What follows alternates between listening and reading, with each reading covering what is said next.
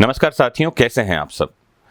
अभी आंध्र प्रदेश जुडिशरी का इंटरव्यू हुआ है, अभी इसके बाद छत्तीसगढ़ जुडिशरी का इंटरव्यू हुआ, फिर अभी एमपी के मेंस होने वाले हैं, फिर अभी इसका इंटरव्यू होगा। गुजरात, बिहार, यूपी, लगातार सारे स्टेट्स में वैकेंसीज आ रही हैं और प्री और मेंस को क्लियर करने के बाद जो सबसे बड़ा मुद्दा है वो है इंटरव्यू का। देखिए, लॉ के जो स्टूडेंट्स होते हैं वो थ्रू आउट पूरी जर्नी में लॉ पढ़ रहे होते हैं और जिन स्टेट्स में एग्जाम का पार्ट जीके है, कुछ बच्चे वो जनरल नॉलेज भी पढ़ रहे होते हैं। लेकिन इंटरव्यू एक बिल्कुल ही अलग चीज है जिसमें कुछ बेसिक्स बातें आपको रखनी चाहिए। अगर आप इन बेसिक्स को ध्यान में रखते हैं तो इंटरव्यू अच्छे से जाएगा आपका।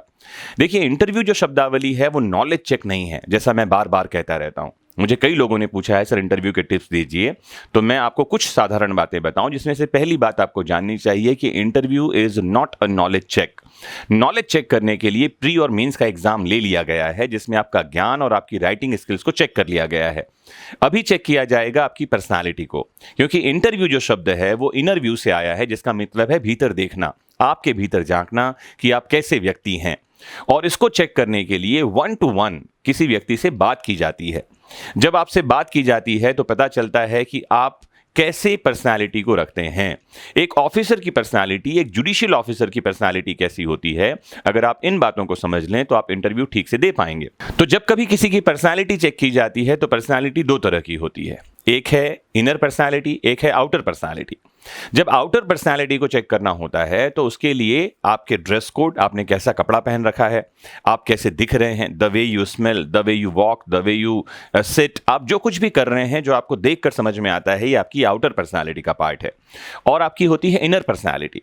इनर पर्सनालिटी को कैसे चेक किया जाएगा, इसके लिए एक ही मीडियम है, वो है कम्युनिकेशन। आप जब बोलते हैं, कहा भी है किसी ने कि कोयल कागा एक से, ज्यों त्यों बोलत नाही। कौवा और कोयल दोनों एक समान दिखते हैं जब तक बोलते नहीं हैं।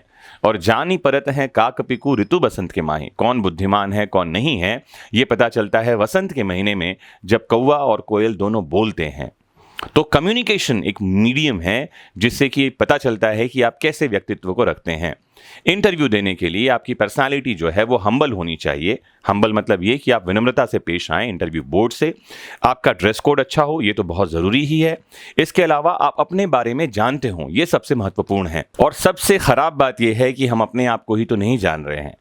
कहा भी है किसी ने कि हर व्यक्ति दूसरे से बात करने में मस्त है, अपना नंबर जब डायल करके देखते हैं तो पता चलता है कि व्यस्त है। अपने आप को जानें, अपने आसपास के लोगों के बारे में जानें, अपनी पर्सनालिटी के बारे में जानें। कुछ चीज़ों को आपको नोट करते हुए जानना चाहिए। एक आपके पास हॉबी होनी चाहिए जिसकी जानकारी आपको होनी चाहिए। नहीं है हॉबी तो हॉबी परस्यू करें। और जिस भी विषय से रिलेटेड आपका इंटरव्यू है, जैसे आप जुडिशरी के इंटरव्यू में जा रहे हैं तो अपने सिलेबस की कंप्लीट जानकारी आपके पास होनी चाहिए, क्योंकि नॉलेज भी पर्सनालिटी का एक पार्ट है। ये बात और है कि इंटरव्यू नॉलेज चेक नहीं है, लेकिन नॉलेज पर्सनालिटी का पार्ट है। एक बात आपको और समझनी चाहिए कि आपके इंटरव्यू में दो तरह के क्वेश्चन पूछे जा सकते हैं। एक होता है कॉन्सेप्चुअल।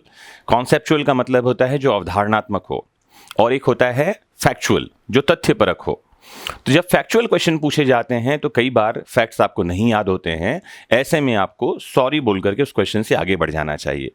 और जहां पर में कॉन्सेप्चुअल क्वेश्चन है वहां आपको कॉन्सेप्ट के बारे में बात करना आना चाहिए। तो ये कब आएगा, जब आपके पास नॉलेज होगा। नॉलेज कब होगा, जब आप स्टडी करेंगे, और स्टडी करते समय इस बात का ध्यान रखेंगे कि कैसे क्वेश्चन पूछे जा सकते हैं, और जब कभी ऐसे क्वेश्चन पूछे जाएं तो उनका आंसर क्या देना चाहिए। इन सब से परे आपका जो डिटेल्ड एप्लीकेशन फॉर्म है, डैप जिसे कहते हैं, जब कभी आप वो प्रिपेयर करें तो हर एक पॉइंट के बारे में आपको पूरी जानकारी होनी चाहिए। जैसे एग्जाम्पल के लिए, आपने अगर किसी यूनिवर्सिटी से पढ़ाई करी है तो उसके बारे में आपको जानकारी होनी चाहिए, वो कौन से एक्ट से एस्टैब्लिश हुआ है, कब एस्टैब्लिश हुआ है। उस यूनिवर्सिटी से अगर कोई जाने माने लोग पढ़ करके आगे निकले हैं तो वो कौन लोग हैं जो पढ़कर निकले हैं, उनके बारे में जानकारी होनी चाहिए। आप कुछ स्थान विशेष से हैं तो आपको जानकारी होनी चाहिए कि उस लोकेलिटी में जो है कौन सा कोर्ट है, या वो कौन से कोर्ट के जुरिस्डिक्शन में आता है। अगर आप लीगल की तैयारी कर रहे हैं, जुडिशरी की तैयारी कर रहे हैं, साथ ही उस लोकेलिटी में मेंबर ऑफ पार्लियामेंट कौन है, अगर वहाँ पर में कोई संसद सीट है तो, और अगर लेजिस्लेटिव असेंबली की सीट है तो वहाँ से एमएलए कौन है। तो कुछ बातों को आपको जानना चाहिए, लिख करके नोट करना चाहिए। इसके लिए क्या करना होगा, आपको ऑब्जर्वेंट बनना होगा। ध्यान से समझिए, ऑब्जर्वेंट बनने का मतलब ये है कि आप थ्रू आउट लर्निंग मोड में रहते हैं।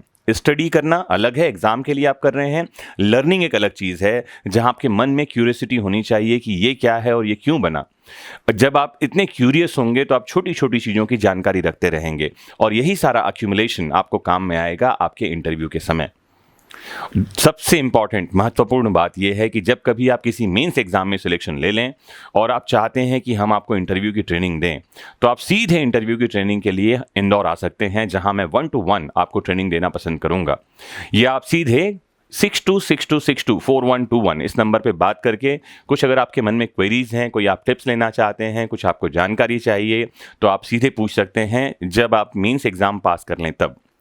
ध्यान रखिए, अगर आपने अभी एलएलबी कर रहे हैं या प्री एग्जाम भी नहीं दिया है या प्री ही आपने दिया है, तो क्यूरियोसिटी के लिए प्रश्न न करें, क्योंकि ऐसे क्वेश्चंस को लेना थोड़ा सा मुश्किल हो जाता है।